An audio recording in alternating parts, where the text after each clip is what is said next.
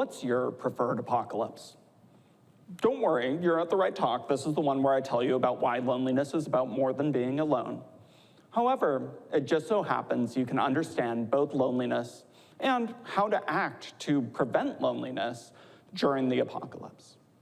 When this question was posed to me, it was a very convenient way to avoid working on this talk.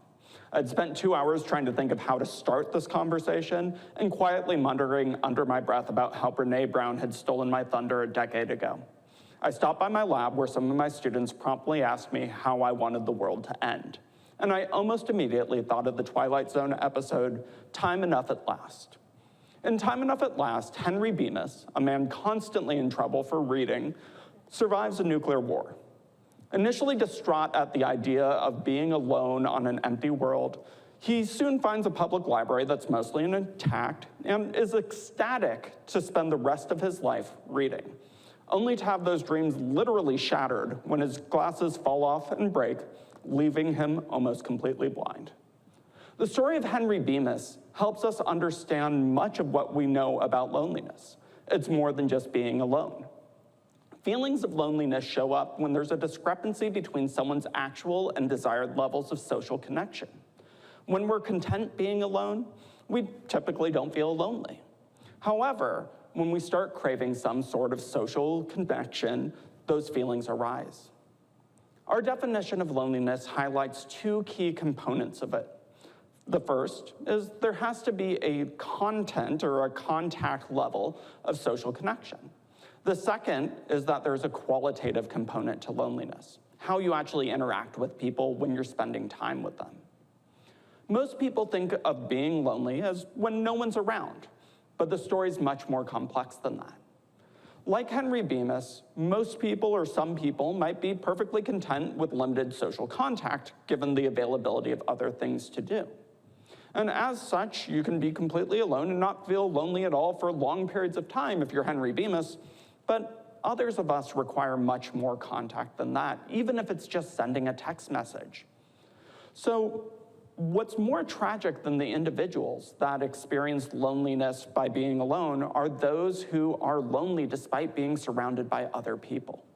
And this may be because some sort of quality of the relationship is lacking. This might be a situation where either you're not talking to those around you, or the conversation's so superficial that no connection forms, such as talking about weather. In psychology, attempts to ameliorate loneliness have typically taken a one-size-fits-all approach to understanding and addressing loneliness by utilizing cognitive behavior therapy, or CBT. As detailed by a recent systemic review by Nisha Hickens and colleagues, cognitive behavior therapy includes skills such as social skills training, finding friends, and managing emotions. This is the behavior part of CBT. But these treatments also spend an extensive amount of time focusing on attempting to understand and challenge negative thoughts that the individuals might have, such as I'm boring or I have no friends. Well, these skills components of these treatments may help us address the scaffolding that we need to create social contact. Based on our understanding and the definition of loneliness, it's possible that alternatives to challenging our thoughts are indicated. And specifically, I'd like to focus on changing our behaviors rather than changing our thoughts. One of my favorite professors in graduate school, Dr. Galen Alessi, once told me that understanding changing behavior starts with looking at if it's a can't-do problem or a won't-do problem. That is to say, does the individual have the needed skills to accomplish the new task? Or is there some sort of barrier, such as an unwillingness to come in contact with feelings or thoughts, that's preventing them from doing that? For individuals who are isolated or don't have as much social contact as they'd like, the question is no different. We frequently take it for granted how to meet new people, but there's objectively a skill to approaching someone you don't know in settings where you're unfamiliar, especially if you don't want to be creepy. So, like any other skill, this is going to require practice. And unfortunately, like most skills, when you're trying something new, it's not going to start out perfect. My first tip is don't let this stop you, even when it's uncomfortable. Only practice is going to get you to the place you want to be. This is also linked pretty closely to the won't-do side of social connection. It's not uncommon for individuals, especially those acculturated in Western society, to justify a lack of action by saying they don't feel like it. It's important to recognize that frequently motivation comes after you start doing something. So it's not uncommon for me to not want to go to a social gathering, especially if I don't know many people there. However, once I go to the gathering, I'll start talking to people, I'll start enjoying myself, and I frequently end up not wanting to leave. This same principle can apply to other things as well, ranging from thoughts, such as if I go to this gathering, no one will talk to me and I'll feel embarrassed, to feelings themselves, such as anxiety and that sensation of tightness in your chest. Consequently, the second thing that I want to advocate for is make space for feelings you don't want to have. Those feelings may or may not go away. However, there's nothing from stopping you from connecting with others, even when those feelings are present. If the feelings or thoughts feel overwhelming, break them into smaller steps. So instead of having the goal of making a new friend, have the goal of getting in your car, driving to the party, and saying hi to someone you don't know. Those smaller steps can feel very achievable when those bigger steps feel insurmountable. Enhancing the quality of a relationship is slightly more complex than increasing the quantity of contact. While some people are content with activity partners, many people find these types of relationships completely unfulfilling. Increasing feelings between two individuals seems to be a reciprocal dyadic process. That is to say, both people have to engage in a role in this process. And connection forms when one person engages in a vulnerable behavior, and the other person responds to that vulnerability in a way that's perceived as responsive. Vulnerability in this context refers to any behavior that if the other person didn't respond well to, you would engage in less frequently. And this can range from a disclosure to a request to just engaging in some sort of behavior. This part of the proverbial equation is where difficulties frequently arise. Vulnerability, much like trust, needs to be given before it's earned.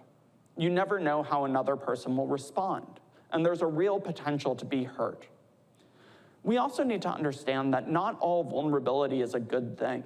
It's possible to come on too strong or disclose too much in a way that decreases the odds of the other person responding effectively to you. Finally, it's important to note that just like trust, vulnerability shouldn't be given to everyone. Odds are everyone in this room has had experiences being vulnerable with others that did not go well. The lesson is not to never be vulnerable, but instead to learn how to refine how to be vulnerable, who you're vulnerable with, and to keep taking those chances in thoughtful ways when it is scary. This dynamic of vulnerability is perhaps best exemplified in a more recent apocalyptic story, The Last of Us.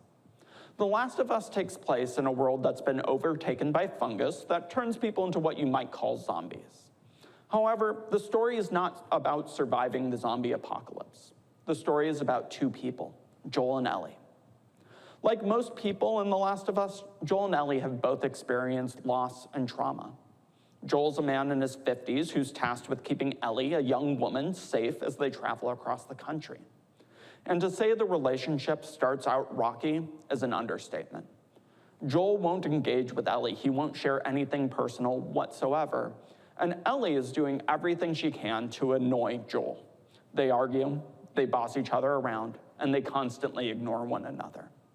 The end result of this is that both of them are miserable and feel alone even though they are surrounded by one another constantly.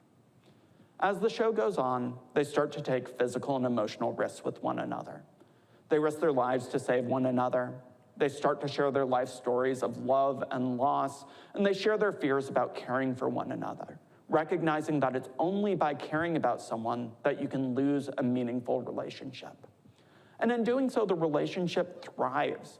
It evolves from being one of duty and obligation to one of genuine care and connection.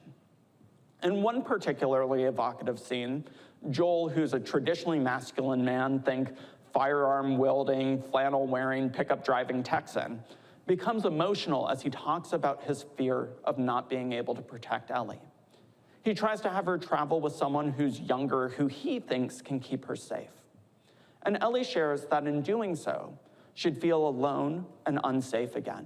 And she communicates to Joel that it's her connection with him that makes her feel safe, not any actual physical support he can provide. So, while not everyone can be Henry Bemis and have the traits needed to be relatively content while alone, I think everyone can be like Joel and Ellie. You can seek out people when you're feeling alone and give them the gift of being open and maybe even a little vulnerable with them. And by knowing these steps and taking these steps, you can understand what to do to feel more connected and instill some hope that if you ever find yourself feeling lonely, it's not the end of the world. Thank you.